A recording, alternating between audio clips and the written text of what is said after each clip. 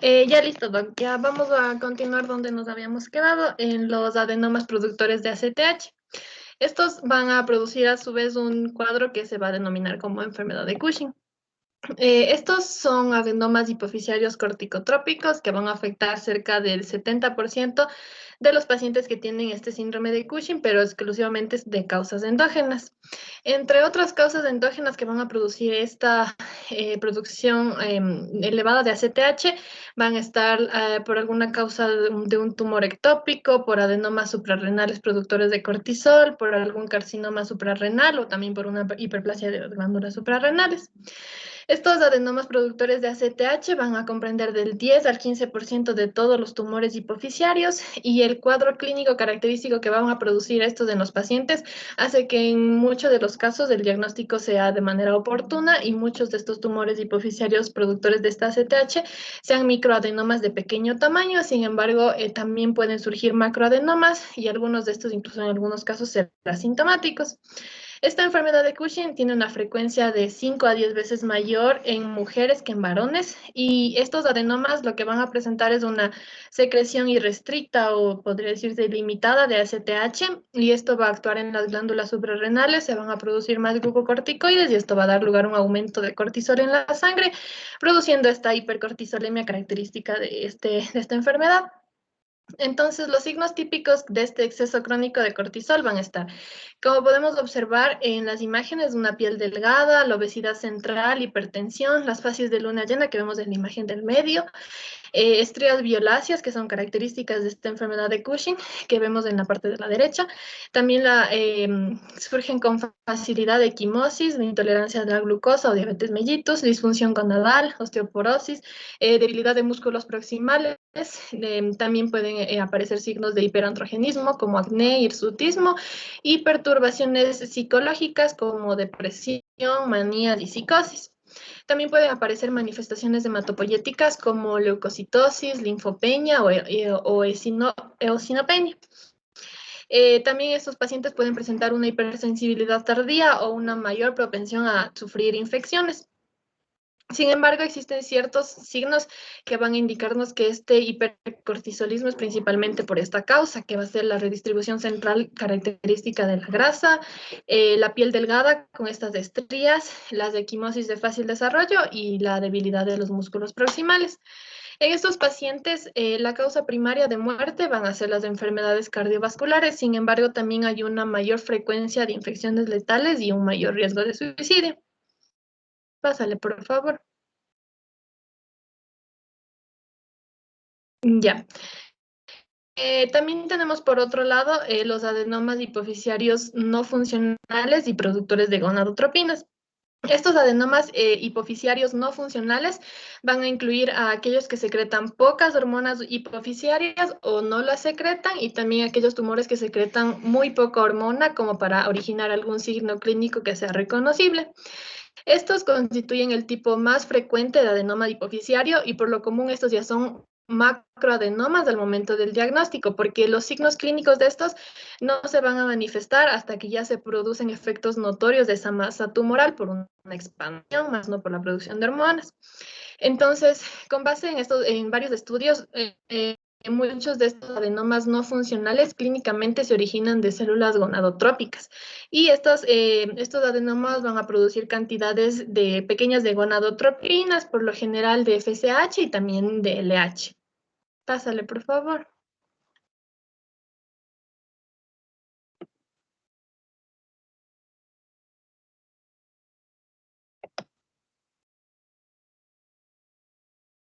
Ya, el cuadro clínico inicial de estos tumores no funcionales va a depender, como les dije, de la presión que estos van a ejercer sobre el quiasma óptico y otros signos o síntomas de expansión local, más no por las hormonas. O también se les puede identificar de manera accidental en una resonancia magnética realizada por otras indicaciones, como por ejemplo en el caso de los incidentalomas, que ya vamos a ver más adelante. En contadas ocasiones también se pueden observar irregularidades menstruales en las mujeres o una hiperestimulación ovárica en aquellos tumores que produzcan grandes cantidades de FSH o de LH. pero más a menudo la compresión que ejerce el adenoma en el infundíbulo o en el tejido hipoficiario vecino va a hacer que disminuyan el nivel de LH y también pueden surgir signos de hipogonadismo. También puede haber incremento de las concentraciones de prolactina por la comprensión del infundíbulo y en estas situaciones es importante diferenciarlos de los prolactinomas verdaderos, ya que estos tumores no funcionales no van a disminuir el volumen en respuesta al tratamiento que es para los prolactinomas, que es los agonistas de dopamina. Y estos microadenomas no funcionales que son pequeños y asintomáticos, en el que no va a haber un deterioro de la vista en los pacientes, se pueden vigilar principalmente por una práctica regular de resonancia magnética y estudios campimétricos sin una intervención inmediata.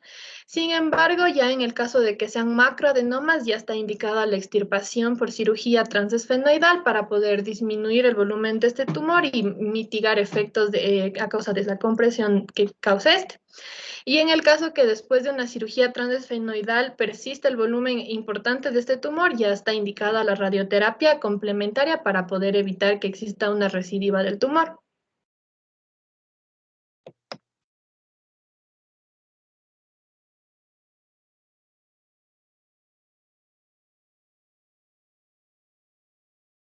Bien, si bien es cierto, ya hemos terminado de hablar acerca de la clasificación, que es por su forma, su tamaño, la función y la clínica, no debemos dejar de lado los incidentalomas. Estas son lesiones hipoficiarias halladas en técnicas de imagen realizadas por un motivo completamente distinto al de la sospecha de una patología hipoficiaria. La mayoría de los casos son dados porque la persona pierde la vista. Entonces, la mayoría de casos por los que se reconocen incidentalomas es por causas oftalmológicas. Según su tamaño, también se pueden clasificar en microadenomas y macroincidentalomas, en microincidentalomas y macroincidentalomas. Son lo mismo prácticamente, son adenomas hipoficiarios, simplemente que no se los conoce porque tengan patología o clínica de hipoficiaria como tal. La prevalencia se ha estimado a partir de datos o autopsias y estudios de imágenes. Esto quiere decir que muchas de las personas que se han detectado con esto vivieron prácticamente toda su vida con esto, nunca presentaron síntomas o signos, y cuando ya fallecieron al momento de realizarse la autopsia fue que se detectó que ellos tenían un adenoma hipoficiario o denominado incidentaloma en este caso. La prevalencia de estos es de 1,5 al 26,7%. Y ya, pásale, por favor. Bien, suelen ser en su gran mayoría adenomas hipoficiarios, generalmente los más pequeños, los microadenomas. En este caso es lo contrario a los adenomas hipoficiarios, porque podemos ver que los que ya son macro empiezan ya a presentar signos y patología clínica. En cambio, como estos, la mayoría son micro, no presentan clínica, entonces es por esto que la persona puede vivir ya sin ningún problema con esto y tener prácticamente toda su vida hasta que fallece, y como les mencionaba, en la autopsia es donde se reconoce que la persona tuvo este problema. Se puede diagnosticar o se puede confundir con algunas patologías, como pueden ser los adenomas hipoficiarios, la hiperplasia hipoficiaria, tumores de células germinales, germinativas, un teratoma, o también tumores celulares como craneofaringiomas, quistes de las bolsas de Reich, cordonomas, quistes coloides, enfermedades inflamatorias o granulomatosas, gliomas, metástasis y lesiones vasculares. Pero como la mayoría, como les mencionaba, no presenta patología, pues casi no se va a reconocer que sea una enfermedad como tal. Un 80% de estos, como les decía, son pequeños y miden entre más o menos su progresión, en la que los pacientes no presentan más o menos la patología, es entre 3 y 4 años, y también el seguimiento que se les puede dar cuando ya se les detecta es del mismo tiempo. Mientras que un 10%, se ha visto estudios que en un 10% de los pacientes se va a aumentar el tamaño y en otro 10% va a disminuir. El otro 80% restante se va a mantener, no va a tener ninguna alteración.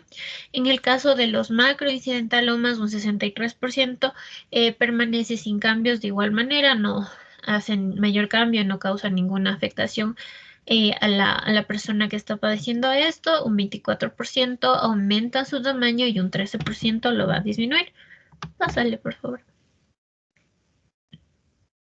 Ya, bien, dentro del diagnóstico general de los adenomas hipoficiarios, lo que se va a hacer es una historia clínica, la exploración física de los pacientes. En todos los pacientes que van a presentar esto se debe realizar la historia clínica detallada y una exploración física dirigida a detectar signos y síntomas que nos puedan dar una señal de que la persona está presentando esto. Principalmente las personas que ya empiezan a presentar patología de esto son las personas que pierden progresivamente la vista, como podemos ver, y les preocupa porque la pérdida de la vista es muy agravada, es muy consecutiva. En una semana van perdiendo progresivamente la vista, y también por los dolores de cabeza que las personas presentan. Ya. Debemos realizar la historia clínica detallada porque muchas de las personas que están presentando esta patología ya van a tener, como se mencionaba en la parte hereditaria, ya van a tener las características clínicas de que sus familiares han presentado esto, y así esto se puede hacer, el diagnóstico se puede hacer mucho más fácil si ya sabemos que las personas, sus familiares ya han padecido de alguna enfermedad directamente relacionada con un adenoma hipoficiario. Pásale, por favor.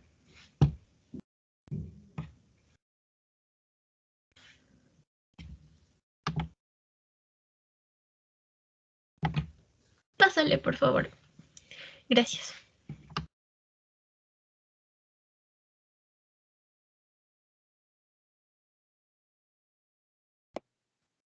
Ya, dentro de este diagnóstico también se recomienda que en los pacientes se haga, tengan o no tengan síntomas, se realice una evaluación hormonal completa dirigida para descartar la presencia de una hipersecreción hormonal. Entonces, dentro de esto debemos evaluar la prolactina, la hormona de crecimiento, el cortisol basal, la hormona corticotropa, y si es que es la presencia de un hipopituitarismo. Entonces es fundamental primero realizar la determinación de la prolactina para poder descartar la presencia de un prolactinoma, ya que aquí el Ya, manejo esto ya es se... para otra clase, ¿no? Solamente mencionen lo que hay que evaluar, pero no necesitan hablar de cada hormona. Sigan nomás, por favor.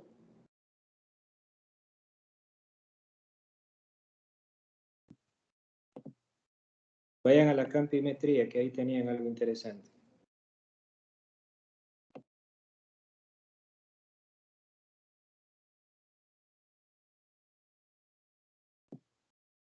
Ya.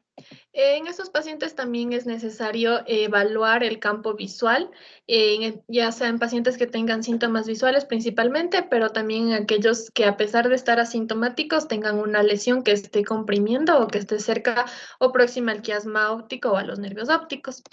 Dentro de esto también algo fundamental son las técnicas de imagen. Aquí la técnica de elección para evaluar estos adenomas hipoficiarios de la resonancia magnética. Se debe realizar esta siempre, a pesar de que esto se haya detectado en una tomografía, y en aquellos casos en los que ya se haya detectado un adenoma en una resonancia magnética cerebral, se debe también proceder a realizar una que sea centrada específicamente en la región celular.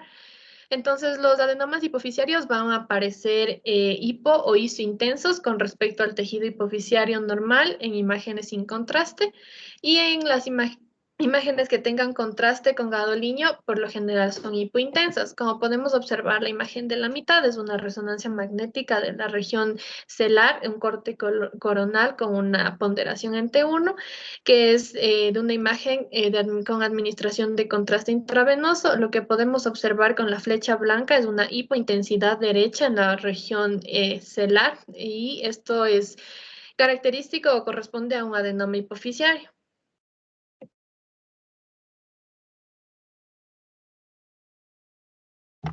Bien, dentro de la resonancia magnética es importante mencionar que las imágenes ponderadas en T1 muestran una forma más óptima la anatomía normal del tejido blando y de la grasa.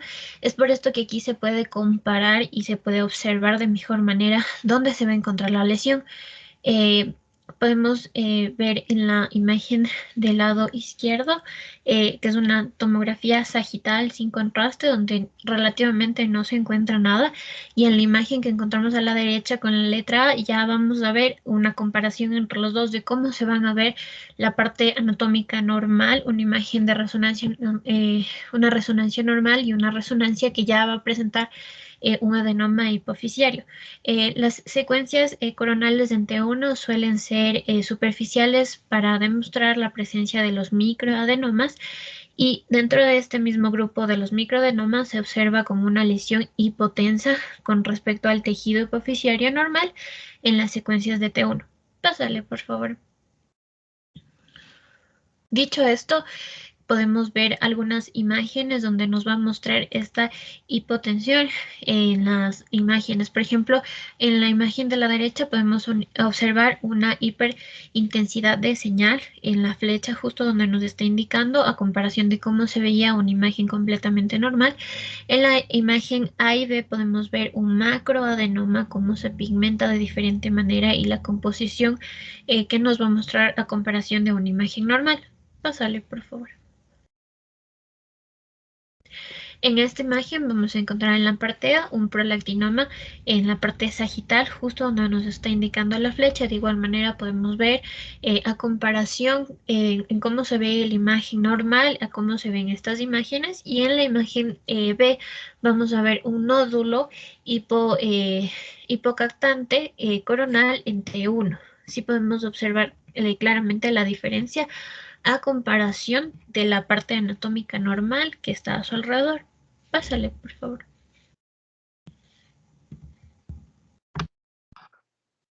Ya, la resonancia magnética con secuencias dinámicas será una herramienta útil también en estos pacientes, y esta consiste en realizar adquisiciones coronales luego de la administración del contraste, y en esto vamos a poder observar de manera secuencial el realce que van a tener las diferentes estructuras hipofisiarias.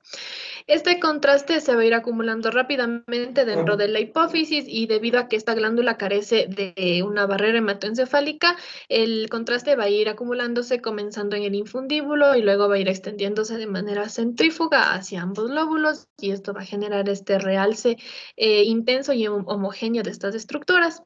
Con este tipo de secuencias, a más de poder analizar el patrón de realce que tiene esta hipófisis, también se van a poder poner de manifiesto aquellas lesiones como los microadenomas, ya que estos van a tener un realce mucho más tardío con respecto al parénquima hipofisiario normal. Entonces, en la resonancia magnética que observamos ahí es consecuencias dinámicas ponderadas en T1, y de la imagen 1 a la 6 con las flechas blancas podemos observar cómo se señala la hipófisis y cómo se observa su realce progresivo en cada una de estas imágenes. Y en la imagen número 6 con la flecha roja se va a poder observar la presencia de una pequeña lesión hipointensa, y esta es compatible con un microadenoma.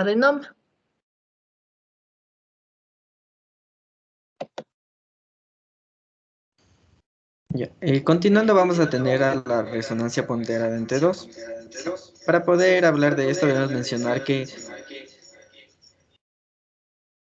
los microadenomas en imágenes potenciadas en T2 van a mostrar zonas tanto iso como hipointensas, y de igual manera con frecuencia van a corresponder a tumores funcionales productores de la hormona del crecimiento. También la mayoría de los macroadenomas respecto al parénquima cerebral van a tener una señal variable en T2. Como podemos observar aquí está la estructura normal de la hipófisis. Es un plano coronal en una secuencia en T2, en donde la glándula tiene una intensidad de señal similar a la corteza cerebral y también una configuración ovalada con su eje mayor en disposición horizontal. Pásale, por favor. Ya, en la imagen A vamos a tener un microadenoma, en donde de igual manera es un plano coronal secuenciado en T2, en donde se va a observar un microadenoma hipointenso con respecto al tejido hipofisiario normal. En la siguiente imagen vamos a tener un macroadenoma hipoficiario productor de prolactina, en donde se va a observar múltiples zonas hiperintensas intratumorales en la secuencia T2. Esto se va a deber por una degeneración quística. Además, también se va a poder observar una compresión de lo que es el quiasma óptico. Pásale, por favor.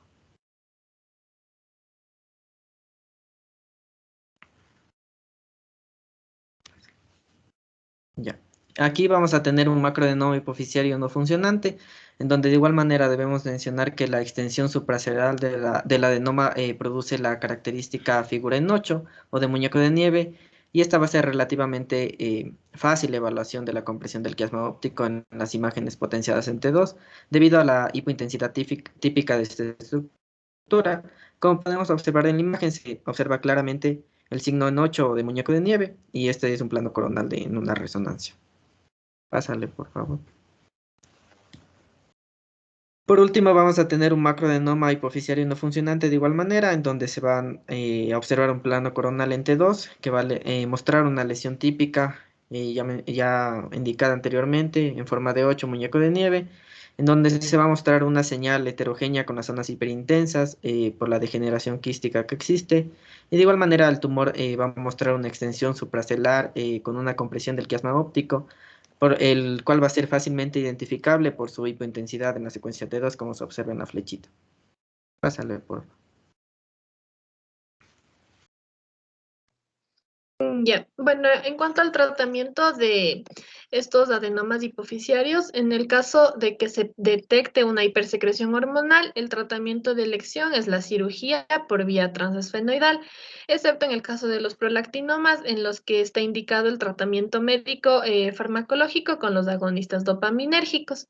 En los tumores que son hormonalmente inactivos, la decisión de realizar un tratamiento quirúrgico debe ser igual individualizada, y en general la mayoría de los microincidentalomas pueden ser seguidos de forma conservadora. Pásale, por favor.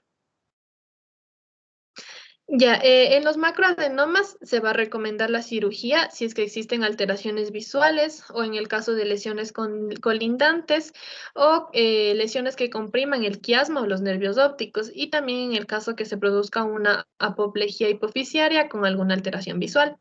También otro factor a tener en cuenta para la cirugía es la edad, ya que los pacientes jóvenes tienen una mayor esperanza de vida y por tanto una mayor probabilidad de crecimiento del tumor.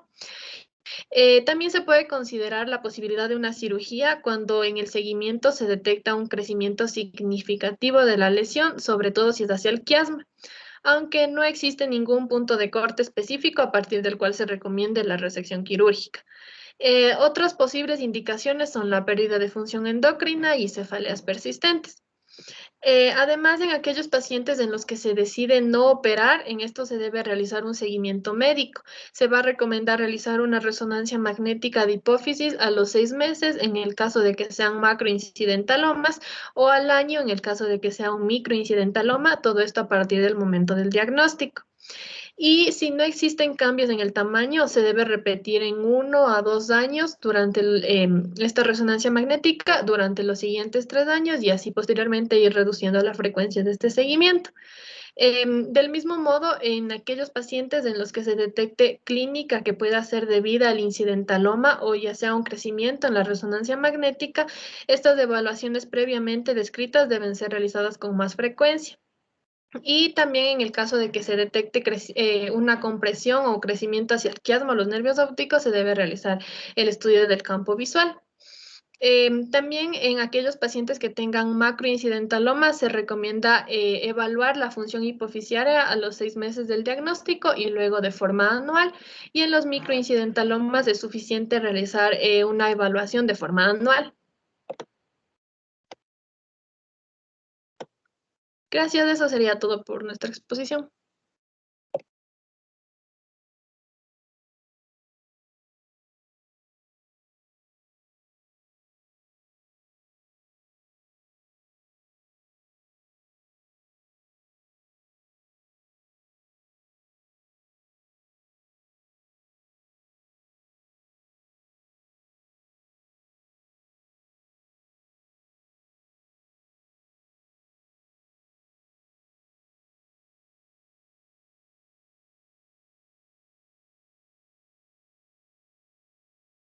Preguntas que tengan respecto a adenoma de hipófisis. Recuerden que esto es más una introducción. O sea, lo importante en esta presentación que quiero que quede con ustedes es cómo diferenciar entre macro y micro, cuándo son funcionantes y no funcionantes, qué tipo de producciones son las que tengo que buscar o qué tipo de tumores voy a tener productores a nivel de hipófisis, cómo se ve la imagen de hipófisis en una resonancia, eso es importante, porque a partir de ahí ustedes pueden empezar a hacer un diagnóstico, se trata de micro o macro y el tratamiento que el paciente debe seguir.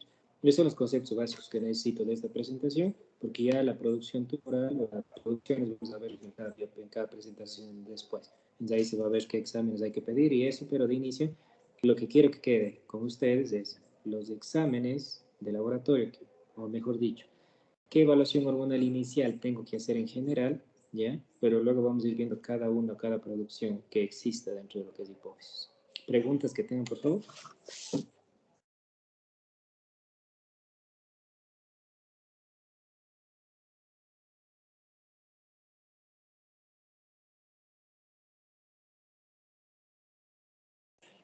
¿Ninguna?